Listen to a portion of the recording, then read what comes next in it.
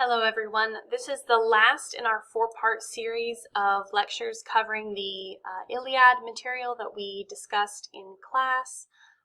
This will be where we discuss the final scenes of the Iliad, where Priam comes to Achilles. We had an introductory video, and then we had a video covering the death of Patroclus, one covering the death of Hector, and then we're going to finish out the story. So this is the final, this is in the final book of the Iliad. This is in book 24. We've already had the sort of action climax of the story, the central fight between Hector and Achilles. This is the emotional climax of the story. This is where the emotional conflict, specifically the rage of Achilles, finds its sort of final resolution. So again, some of the key questions that we're asking ourselves are, how much agency do these characters have? How does the character agency operate within this larger sense of, this is a world of gods and of fate and destiny? We're also sort of asking ourselves about the effects of grief here, and also sort of the uses, abuses, the outcomes of violence, the kinds of power that are on display. So let's go ahead and dive on into this last piece of the Iliad.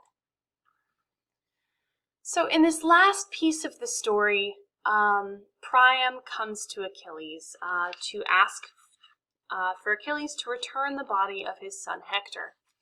This creates a set of story bookends. If you recall, way back in book 1, the story opens with Chryses coming to Agamemnon to ask for his daughter Chryseis back. And if you recall, Chryseis was the prize that Achilles had won in one of the battles that they fought. And it was the returning of Chryseis to her father Chryses that sparked Achilles' anger and rage at Agamemnon in the first place. So in the first book of the story, we have a father coming to Agamemnon to ask for the return of his child, and at the end of the story, we have Priam coming to Achilles to ask for the return of his child. So our story has really come full circle in a lot of thematic ways, in thinking about rage, in thinking about these familial bonds. And Priam continues this theme of familial bonds and invocation of fatherhood. When he comes to Achilles, he says, "Remember your father, godlike Achilles. He and I are both on the doorstep of old age." And he continues to speak of what it must be like for Achilles' father to be old and worried and wondering if he's ever going to see his son again before he dies. And so he really, in drawing this picture of what Achilles' father must be thinking and feeling right now, he sort of forces a sense of empathy into Achilles' mind and heart. And these scenes of sort of fatherhood and family are what finally get through to Achilles. So again, just think about this kind of circularity of storytelling, and think about how that might affect many of the themes that we've been looking at. So Priam sneaks out of Troy because he understands that this cycle of violence and grief, this chain begun by Patroclus' death, can only end with some kind of outside intervention. So we think a lot about, in literature, in the humanities, and also in current events and politics, we think a lot about cycles of violence. This goes all the way back to the beginning of time. I think about sort of the Code of Hammurabi, which was sort of specifically a set of laws specifically created to stop people from things like revenge killings, because even the ancient Sumerians, Babylonians understood that if you allowed cycles of violence to continue, that you got things like the Trojan War, you got things like this horrific cycle where Hector kills Patroclus, Achilles kills Hector. Who's going to kill Achilles? So Priam understands this too. So he understands that the only way he can get through this chain of death is to actively choose a different path. Priam may be angry at Achilles, Priam may want revenge, but he knows that that isn't going to change the status quo. So if you look at lines 25 to 35, and throughout book 24, you understand that even the gods are sick of the fighting and the grief at this point. Hera and Athena are the only holdouts, and if you recall, those are the two goddesses who were directly slighted by Paris because he didn't say that one of them was the most beautiful goddess. So they're the only holdouts at this point. So Priam is choosing to break this cycle. He's sick of the fighting, the gods are sick of the fighting. And so Priam comes to Achilles, guided by Hermes, the god Hermes, who's disguised as one of his sons. Now this, as you might understand, is an incredibly risky endeavor. It would be an amazing, amazing thing for the Greeks if they were able to capture Priam, because he is the king of Troy. If they could capture Priam, they could force an end to the conflict right then. But that's not what Priam is trying to do. Priam just wants his son's body back. This is no longer about this great struggle between nations. This is no longer about a struggle between gods. This is about a bunch of heartbroken, exhausted people who just want space to grieve. And so the story goes like this. Great Priam entered unnoticed. He stood close to Achilles, and touching his knees, he kissed the dread and murderous hands that had killed so many of his sons. You can read this line in a couple of ways. You can read it as an act of forgiveness.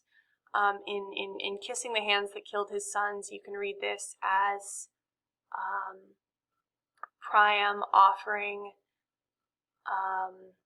an absence of revenge, saying, I don't want revenge. You can also see it as sort of an act of submission, wherein Priam is coming to Achilles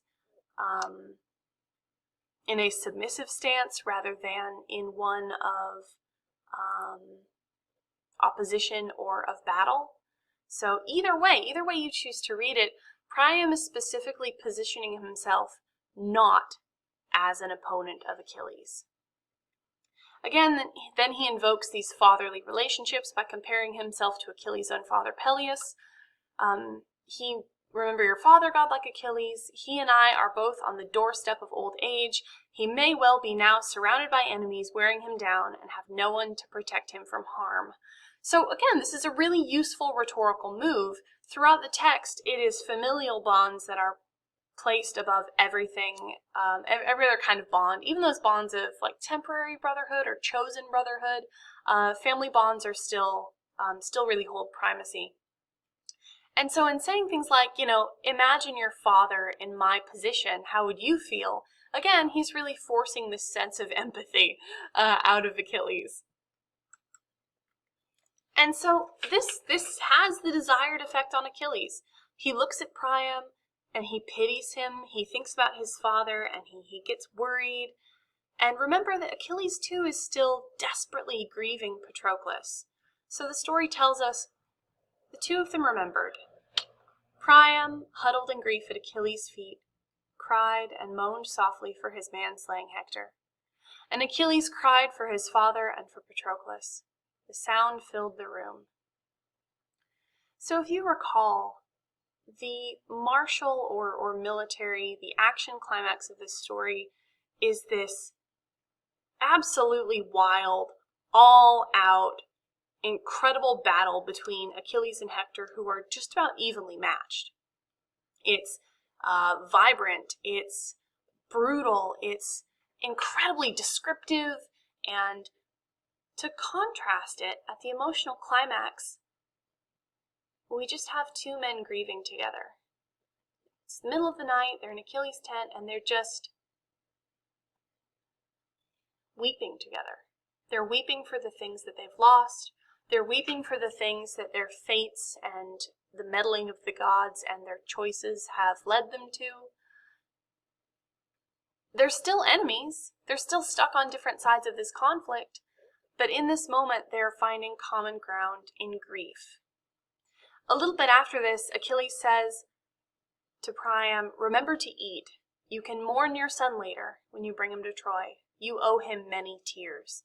And then Achilles has a sheep killed. He has a meal prepared, which if you have kind of read anything, any of these older texts before, you understand that hospitality is a huge deal for ancient cultures, and often for many modern cultures as well.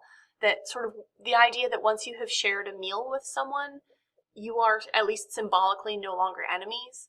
So they find common ground both in this sense of grief and in this more ritualized sense of hospitality, where they share a bond now that has the emotional bond that they have built in their grief together is borne out more practically in this sense of ritual hospitality.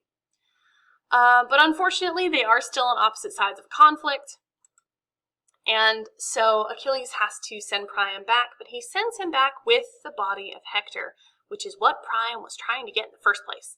So Achilles himself lifted him, Hector, up and placed him on a pallet, and with his friends raised it unto the polished cart. Then he groaned and called out to Patroclus. So he asks Patroclus for his forgiveness in returning the body of Hector. And then he asks Priam, he says, "How many days do you need for the funeral? I will wait that long and hold back the army." So again, Achilles understands that he cannot control this violence. He is still on the opposite side of Priam. They are still technically enemies, but he is willing to give him a respite so that they can correctly and properly mourn Hector's death, and they can have the dignity that they deserve. So again, this brings up the question of agency. What agency do they have? Despite being incredibly powerful men, how much power do they have to affect change in the outcome of this tale? So think about who bears what responsibility in this story. Who is responsible for the killing? We talk a lot about this in terms of modern soldiers, in the sense that, like, even if you are just following orders, you are still culpable for the acts that you carry out. So how much of that is true in this story? How much of this is their fate? Because remember, they believe in fate and the gods' intervention. Keep asking yourself that question.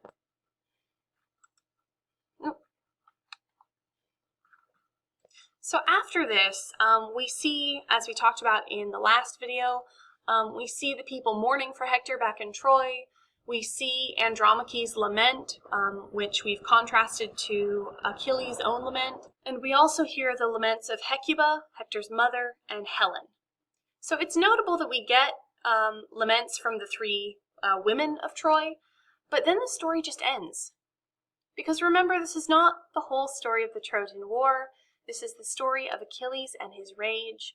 And with the death of Hector and the returning of Hector to Priam, Achilles has found a measure of closure or catharsis.